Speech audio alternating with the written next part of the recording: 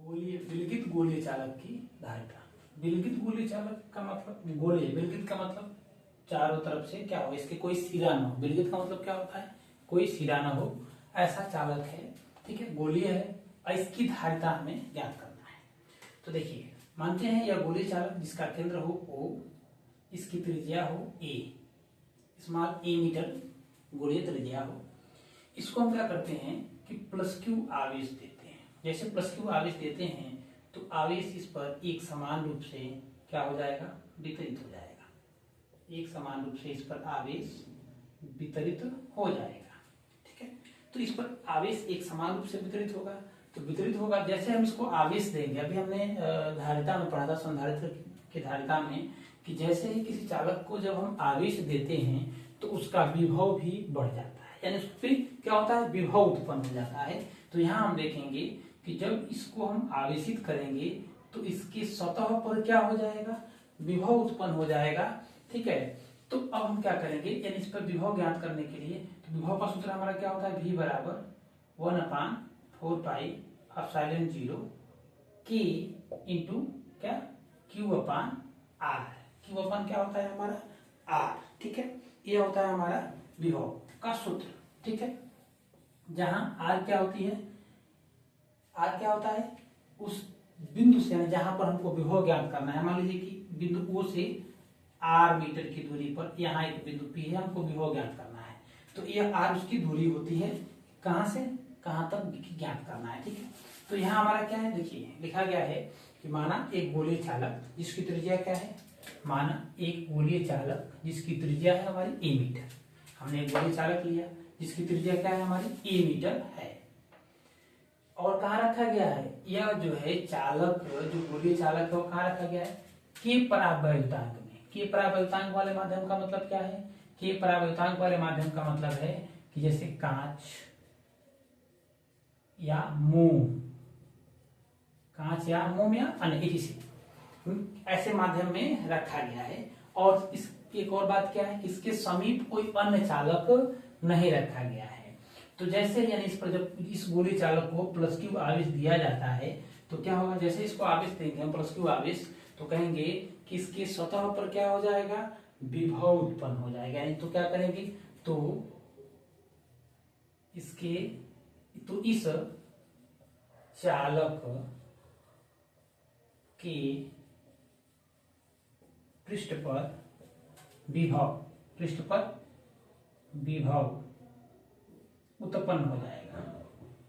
क्या हो जाएगा, विभव उत्पन्न हो जाएगा। वो विभव का मान कितना होगा, V बराबर 1/4 pi epsilon 0 K into Q upon A। क्योंकि यहाँ पे क्या, अभी देखिए विभव का सूत्र होता है हमारा क्या, V बराबर 1/4 pi epsilon 0 into K into 1/R होता है। R जहां अभी मैंने आपको बताया कि दो बिंदुओं के बीच की दूरी है, जहां हमको विभव ज्ञात करना है वह होता है। यहाँ हमने क्या लिया है, बिंदु से यहाँ पे इसका क्या है हमारा A है, तो ये लिया जाएगा, ठीक है। अब देखिए, अब जब हमारा यह हो जाएगा, मान लेंगे इसको हम समीकरण नंबर 1। अब हम इसको क्या करेंगे कि यदि हम माने कि चालक की क्या हो, धारिता क्या हो, C हो। हमने क्या माना कि यह गोलीय चालक की, हम यहाँ लिखेंगे क्या, यदि गोलीय चालक की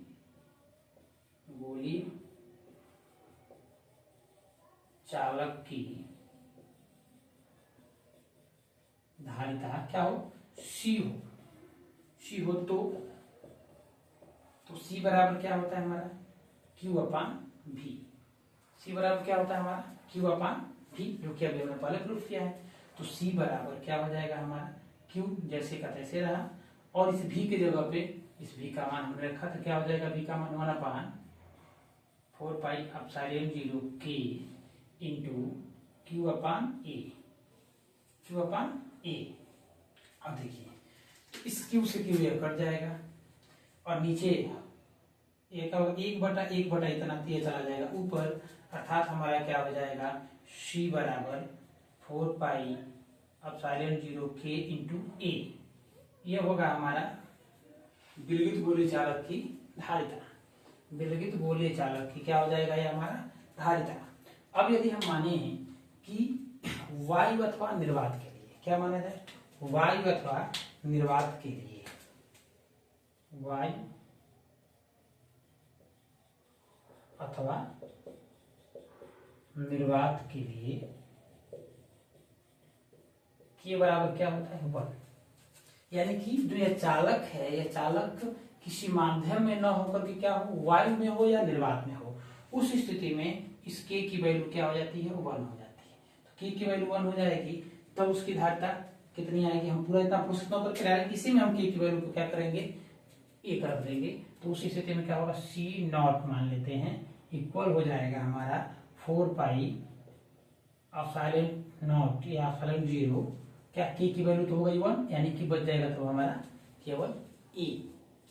यहाँ मल्टीप्लाई कराएंगे के की जगह पे 1 इंटू ए, तो क्या हमारा हो जाएगा, कोई दिक्कत नहीं है, आ जाएगा हमारा 4 पाई एप्सिलॉन 0 ए, किसके बराबर C नॉट के बराबर। यह हुआ हमारा क्या, यह हुआ हमारा किसी चालक की धारिता, गोले चालक की धारिता कब, जब वह निर्वात अथवा वायु में रखा गया हो।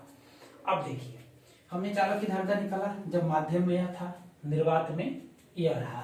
तो अब हम क्या करेंगे, यदि हम कहें कि इनको मान लेते हैं कि यह हमारा क्या हो समीकरण नंबर, इसको हम 1 बना लेते हैं, इसको 2 बना लेते हैं, इसको यदि हम क्या बना लें 3 समीकरण बना लें, तो समीकरण 2 और 3 से अगर देखा जाए तो क्या आ जाएगा हमारा, कहेंगे यदि समीकरण 2 में 3 से भाग करने पर क्या ऐसे कर सकते हैं, समीकरण 2 व 3 से, तो क्या हो जाएगा C अपान C नॉट, ये हमारा C अपान C नॉट बराबर हो जाएगा, C का मान क्या है 4 पाई एप्सिलॉन 0 K इंटू ए, और C नॉट का मान क्या है हमारा 4 पाई एप्सिलॉन 0 ए।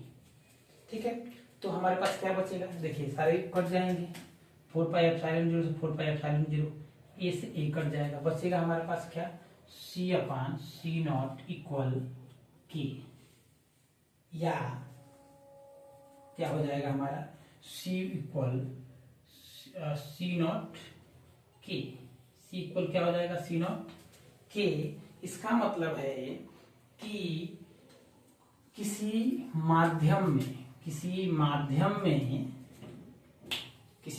में चालक की धारिता, किसी माध्यम में चालक की जो है धारिता किसके बराबर होती है, निर्वात में चालक की धारिता और उसके परावर्तांक के गुणनफल के बराबर होती है। इससे हमें पता है, यानी यह क्या है हमारा C क्या है, किसी माध्यम में चालक की धारिता है, C नॉट क्या है, निर्वात में चालक की धारिता है, और K क्या है उसका परावर्तांक है, यानी कि माध्यम के परावर्तांक के गुणनफल और निर्वात में चालक की धारिता का गुणनफल होता है माध्यम में चालक की धारिता।